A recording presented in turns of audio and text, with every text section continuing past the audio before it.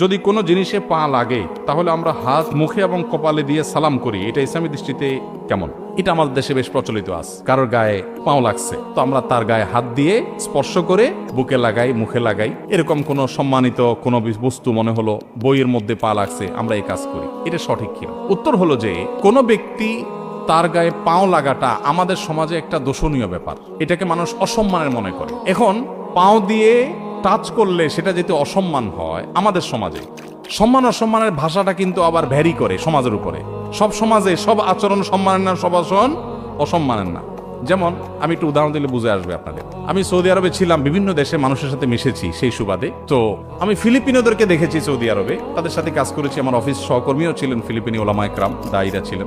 ফিলিপিনিরা, তাদেরকে যদি আপনি জিজ্ঞেস করেন ভাত খাইছো কিনা, তারা জবাব দিবে কি আপনি জানেন? মুখে জবাব দেখান না দেখ আচরণ। যেমন আমরা মাথা নাড়ে যদি জবাব দিই তাহলে আমরা কি বলবো? হ্যাঁ খাইছি, এই টাইপের কিছু একটা